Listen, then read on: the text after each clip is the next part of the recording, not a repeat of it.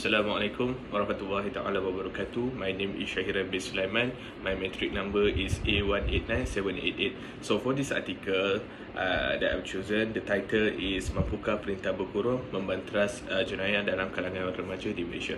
So this article has been written by Muhammad Saiti Hassan, which is our lecturer in Fakulti Undang-Undang Institut Kebangsaan Malaysia Bangi. So and with Rozana Abdullah. So the reason why I choose this article is this article can be considered as reader friendly because it uses simple Malay language. So I found that it is easier for me to understand the content of this article.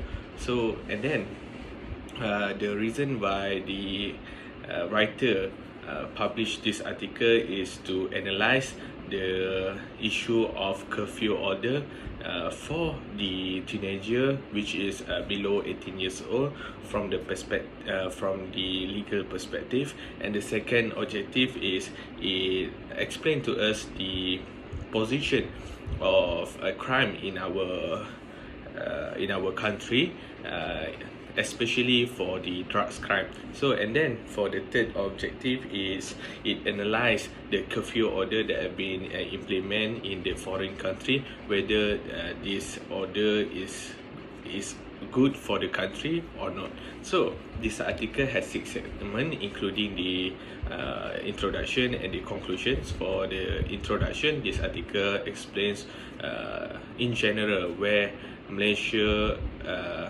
where is the condition and standings of Malaysia in the world, whereby it stated that from the data from Global Peace Index in 2017, Malaysia is in the position of 29 behind Hungary. So for the second issue, it discuss in details the statistic of crimes in Malaysia.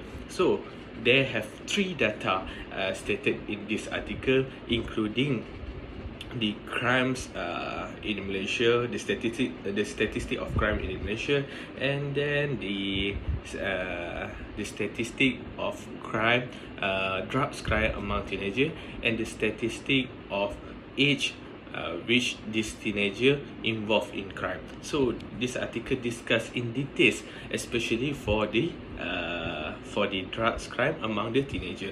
So for the third segment, it discuss about the legal for the curfew order in legal perspective, whereby I can say that it discussed that Malaysia have ratified the Convention on the Child Act.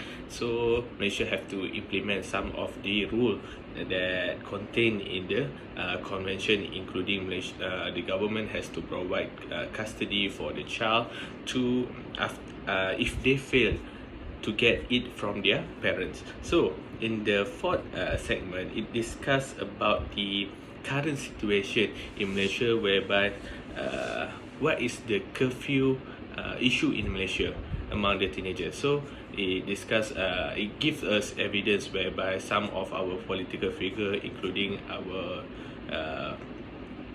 previous Deputy Prime Minister Datuk Seri Wan Azizah, and also in the Parliament stage, whereby Datuk Seri Wan Azizah gave the government the idea to implement this curfew, but it has been rejected. And also it gives us evidence in the Senate level, whereby it discuss about the idea from the YB Senator Asma Hussein in the Senator to implement this curfew order in Malaysia. So for the fourth, it discuss about the curfew order in foreign country, whereby it stated that most of the foreign country, they have applied this curfew order for their teenager for a long time, including America, Canada, and Iceland. So for the last segment, it discuss about the writer hope that Malaysia can implement this curfew order for the teenagers, so that we can